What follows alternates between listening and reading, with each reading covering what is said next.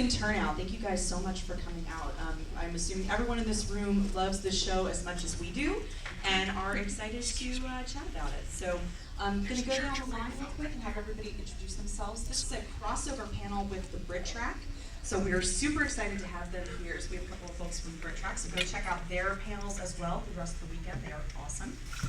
My name is Alyssa Jackson. I am a local costumer focusing on period costume, mostly from 1900 and some Victorian through today. I'm mostly here as a fan. I fell in love with this show and just have enjoyed the heck out of it. So, and I'm going to be your moderator today. So, Stan? Okay, hi.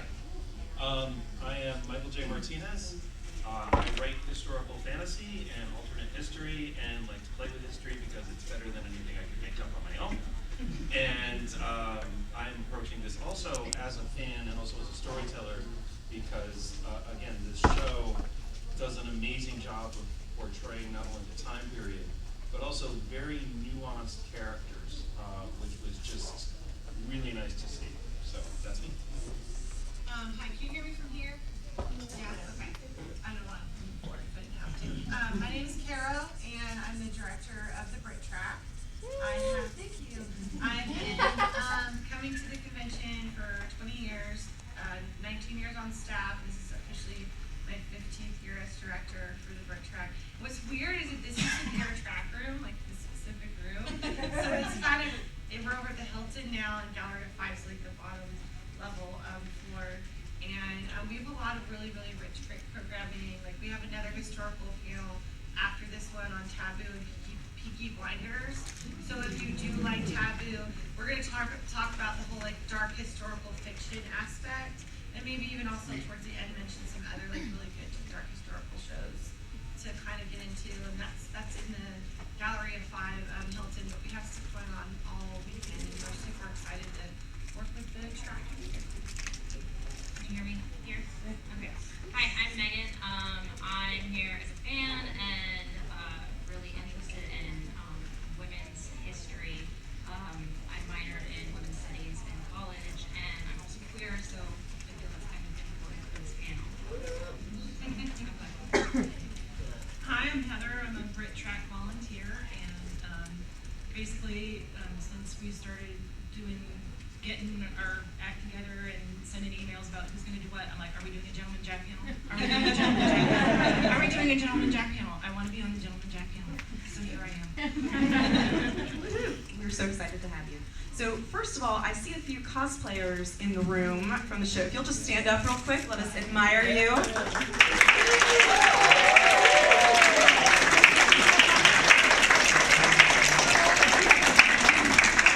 We'll take a picture at the end. Okay. Yeah. I'm jealous of your Ann Walker because that was on I actually have the fabric and everything and just ran out of time. So I'm very jealous.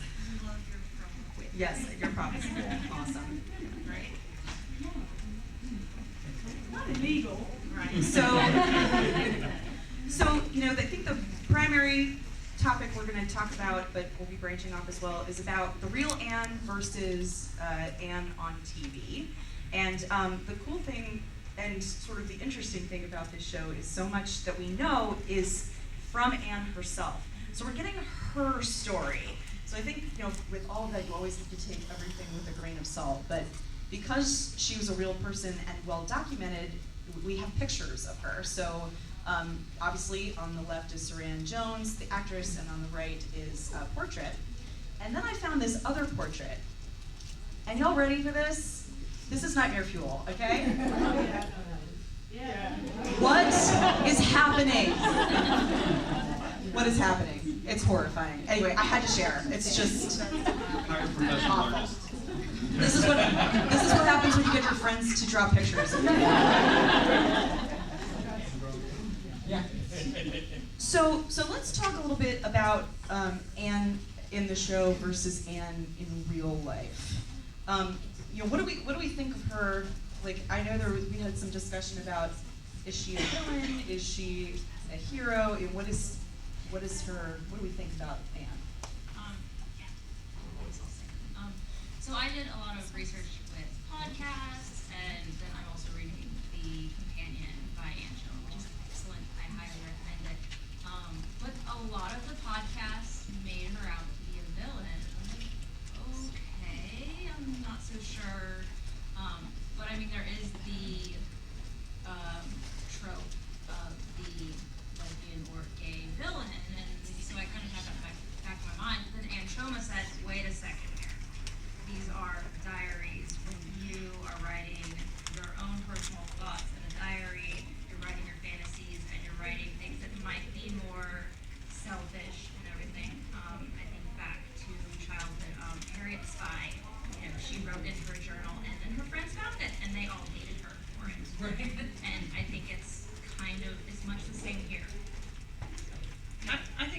both sides of her is what I really enjoyed. I think sometimes when I watch shows with queer characters, I think, do they even have a queer writer on staff? It's just so the fullness of the personality is not there. Nobody makes always good choices, and nobody makes always bad choices. And I also think her attitude towards relationship would parallel that of a man of that time period. Yes. Women were to be conquered. And so so some of that mentality, some of that social background is in how she pursues relationships. I think that's just kind of the social norm of that time. I love the nod to the diaries in the show with breaking the fourth wall and having Anne talk directly to camera. I think it's so great, and I love how they even joke about it at one point. I think her sister's like, "Who are you talking to?" Yep. But I love that gives you that insight and connects it back to the diaries, that this is really her perspective that we're seeing so frequently. So I don't know if anyone's heard the audio pairing that goes with. Has anyone heard it? Really?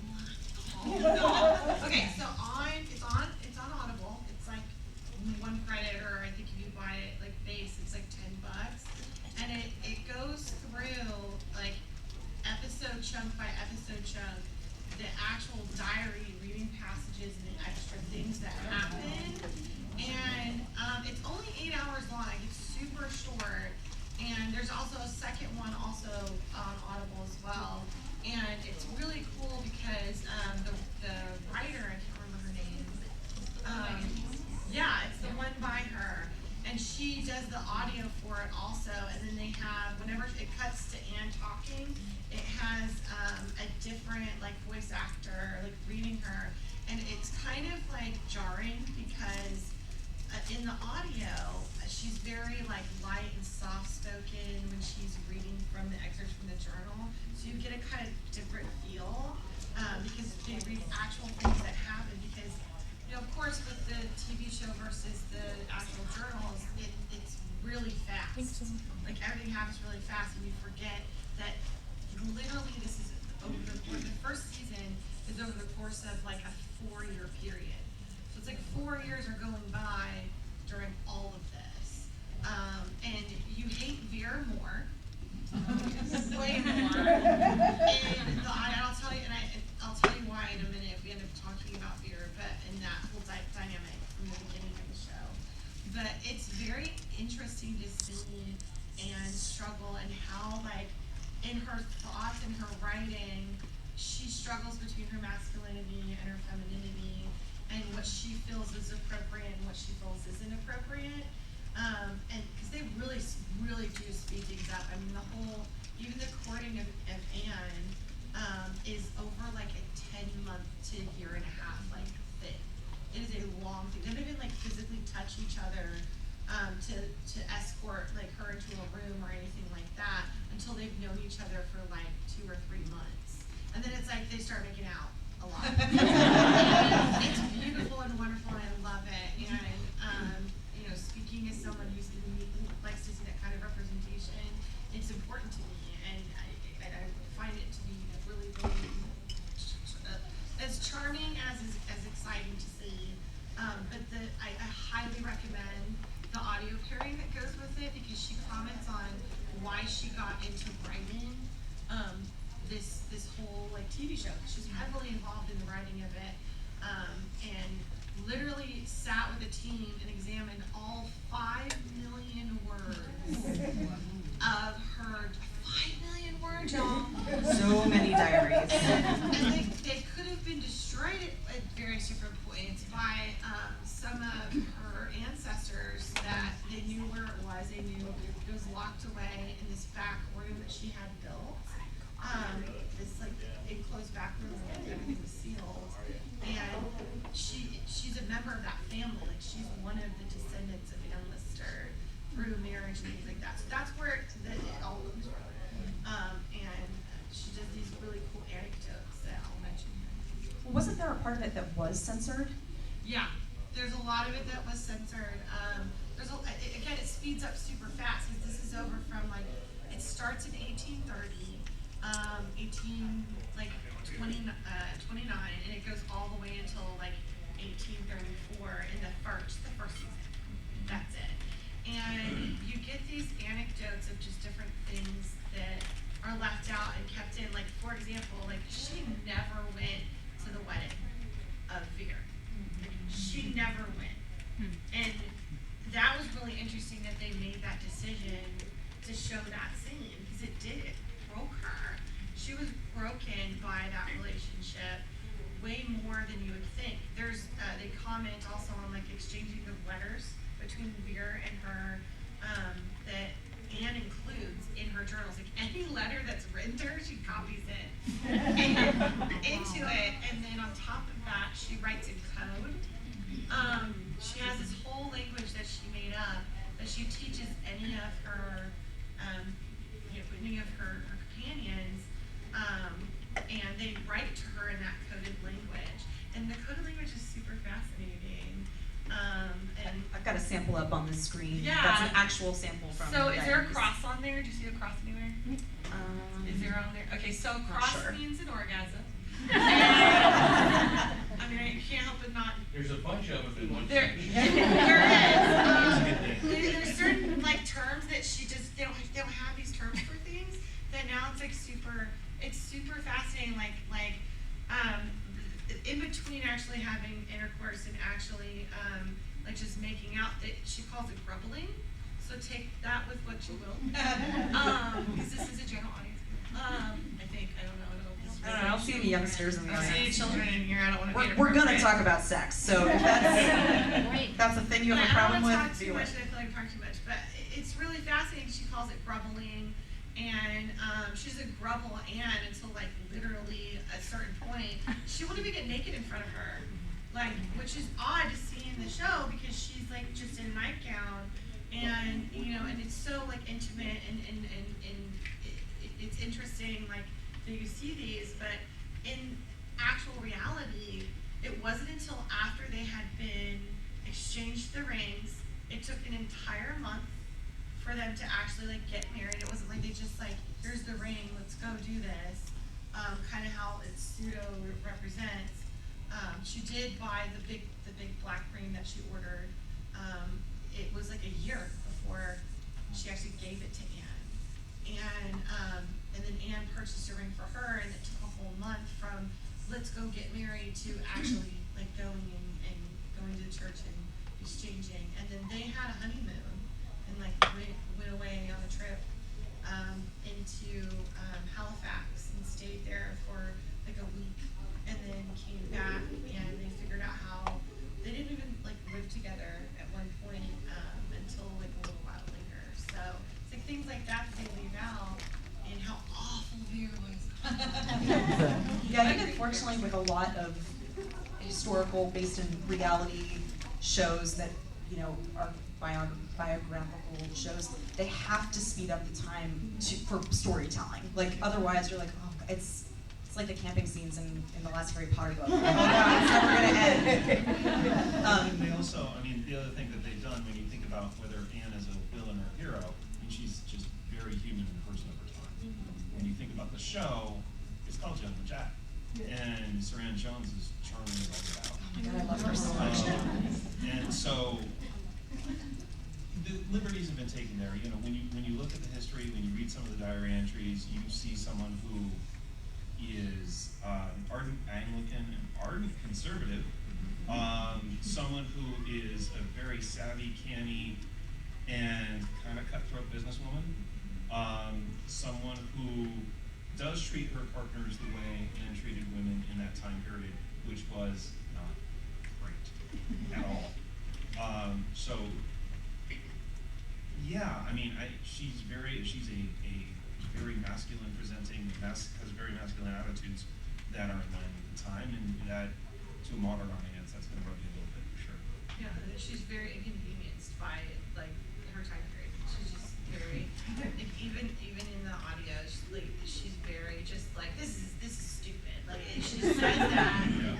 It literally says that at various different points. And some of her letters to Marion, not her sister, but her like former lover that's married, and that again, she copies literally everything down to the rules, which is wild and impressive. You know, she's so smart. Well, that's what I love so much about Saran Jones and why she's not been nominated for every award out there. Yes. Just because I love how she displays every complicated emotion that Anne is feeling in every moment. Like her face work, I could just like still frame and just watch how her expressions work. I think she's so talented and makes her, like, even in the moments when she's being not very nice or, you know, bad, you still feel, you understand like her motivations and why she's acting the way she is, because it makes sense to her. You know, they always say for a great villain, they never think they're the villain. That's what makes them interesting. And not that I don't necessarily come down on the side of that she's a villain. I think she was a product of her times and acting within that. But I think that performance is unbelievable. Yeah, I think we have to consider the time period and how hard it was for women in that time and how much she grew above it, and a lot of it was circumstance. All of her brothers died, and she was suddenly next in line for this inheritance, and she was so smart and very clever and was able to just take over. What's really weird is that's not what really happened. So she intentionally, at a very young age, went and lived with her aunt and uncle, and they like basically kind of pseudo-raised her. And as a result of them having that close bond, which you do see in the show, they made the active decision while one of the nephews was alive that would have inherited everything because they thought he was an idiot. And he was like I'm serious, like completely irresponsible, that the uncle and her like literally went down to the bank together and wrote his will with the lawyer and signed it while he was like, I don't know why they left that out. While this guy was alive at war, he was like fighting his son, and he was like, he's not going to be able to handle this, and they anticipated that he possibly would die. I don't recall whether or not he did or that's how he did die, but it's just interesting that they left that, they changed it up. I guess because they were starting the story a little bit later, like that might have already happened. Yeah, because she'd been traveling for like a really long time. She lived with Burial. They had an apartment together. And they shared an apartment, had 2 rooms, with a large great room between it. And when she started to get courted and was looking to, on the side, without even telling Anne, was like writing letters to her family to get married, basically. And she met her husband socially, and just suddenly, like they were spending time together and living in this apartment they had rented for like 4 or 5 months. And it got to the point where Vera was awful to her, y'all. Let me tell you all the things, and I'm sorry I'm talking too much, I apologize. Why don't we hold off on that for just a second? Because I want to talk a little bit about Anne Walker. Yeah. Especially Anne's life as a foil to Anne's life. Anne with an E as Anne with not with an E. I think it's really smart how the show focuses on both of them fairly equally, and especially showing what if Anne Lister had gone down the traditional path, what her life might have looked like as an upper class woman of this period, which is essentially like you go, you get married, you learn to embroider, and you die. There's not a whole lot in between. And you're a target. And have kids. Oh yes, and have your children. Actually, I love, one of the most interesting characters I think is her sister. Because that husband. Yeah. But I think I think it's really interesting how, and one of the things I love about the show in terms of a female-centric, a woman-centric show, is you're seeing all these different women, all these different lives that they're leading, even though they're within the same social class, and various levels of satisfaction and not satisfaction with the roles that they've been given, and who's fighting against it and who's not, and what ways they are, is really interesting to me. Anyone wants to dig into that?